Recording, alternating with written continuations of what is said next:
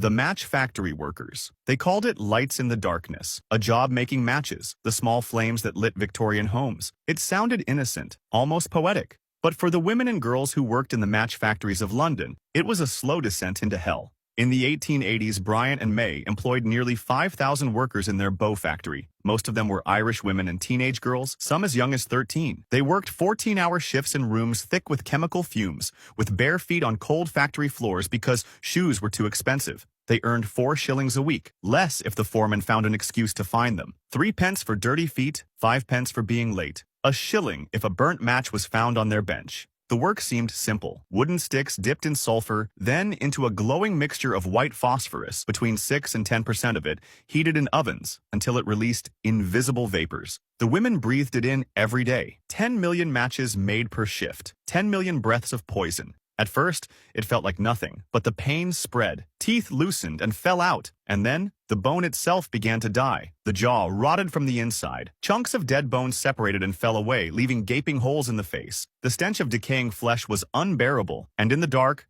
the bones glowed, a ghostly greenish white. They called it phossy jaw. If a worker complained of tooth pain, management had one response: pull the teeth immediately or be fired. 1 in 5 who contracted the disease would die. The only treatment was surgical removal of the jawbone, leaving survivors unable to eat, condemned to slow starvation. But in 1888, something changed. When a worker was fired for refusing to deny the horror, 1,400 women and girls walked out. Led by Sarah Chapman, they demanded change, and they won. The strike forced Bryant and May to abolish the fines and provide safer conditions. It sparked the creation of Britain's largest women's union and ignited a wave of labor organizing. In 1891, the Salvation Army opened a factory using safer red phosphorus. In 1901, Bryant and May stopped using white phosphorus, and in 1908, Britain banned it entirely. But the damage had been done. Thousands had suffered, their faces disfigured, their bones glowing in the dark long after they were buried.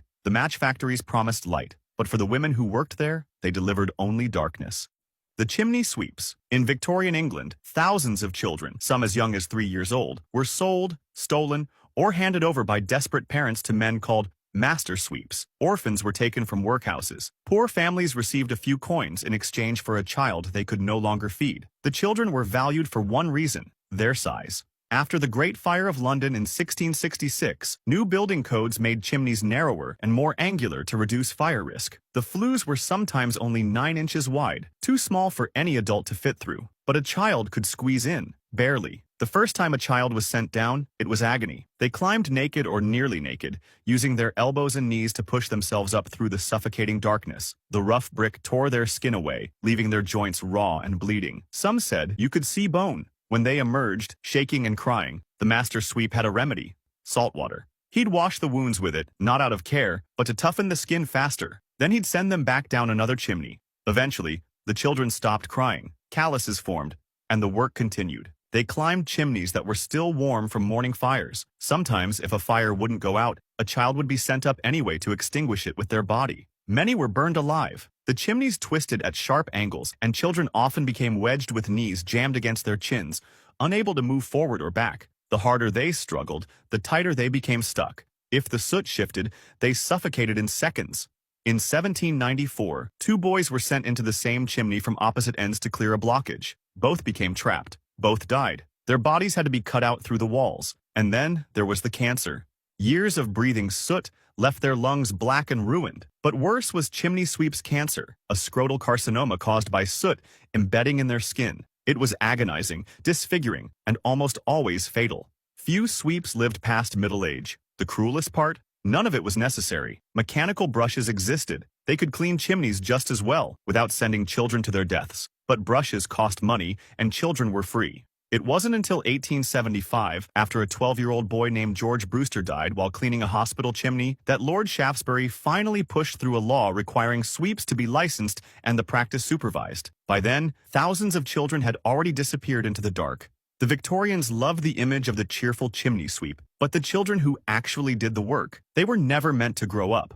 The radium girls. In the early 1920s, being a radium dial painter was considered a glamorous job. Young women, some barely out of high school, flocked to factories in New Jersey, Illinois, and Connecticut to paint watch faces with a substance that glowed in the dark. The pay was decent, the work seemed easy, and the paint, it made them shine. Literally. The girls would leave the factory glowing like ghosts, their clothes and skin dusted with luminous powder. Some painted their nails and teeth for fun, glowing like angels at dances. Others wore their best dresses to dances, knowing they'd glow like angels under the dim lights. They had no idea they were painting themselves to death. The United States Radium Corporation hired around 300 women to paint tiny watch dials with a substance called undark, a mixture of radium, zinc sulfide, and glue. The job required precision. The brushes were delicate, and they'd lose their fine point after just a few strokes. So the supervisors taught the girls a technique. Lip, dip, paint. Put the brush in your mouth, shape the tip with your lips, dip it in the radium, paint the dial, and repeat. Hundreds of times a day, thousands of times a week, the radium went into their mouths,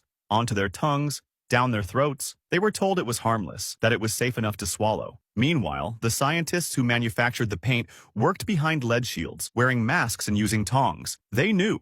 At first, the girls noticed small things. A toothache that wouldn't go away, gums that bled and wouldn't stop. Then their teeth began to fall out. All of them. Dentists tried to pull the infected ones, but the wounds wouldn't heal. The bone beneath was already dying. In 1923, a dial painter named Molly Maggia became the first to die. Before the end, her jaw disintegrated and fell away from her skull. By 1927, more than 50 women were dead. The companies denied everything. Doctors, paid by the corporations, blamed the women, claiming they had syphilis, anemia, or were simply unfit for work. One company even said they'd hired the women out of kindness, implying they were too weak to work anywhere else. But 5 women refused to be silenced: Grace Fryer, Edna Hussman, Catherine Schaub, Quinta MacDonald, and Albina Larice. They became known as the Radium Girls. In January 1928, they appeared in court. 2 were bedridden. None could raise their arms to take the oath. Their lawyer told the judge, "When every newspaper prints what amounts to your obituary, there is nothing else to fight for but justice." They won. The settlement gave them $10,000 each and medical coverage for life. But it didn't save them. All 5 were dead by the mid-1930s. Their fight, however, changed everything. It established the right of workers to sue corporations. It created occupational safety laws. It forced companies to prove their workplaces were safe, not just claim they were.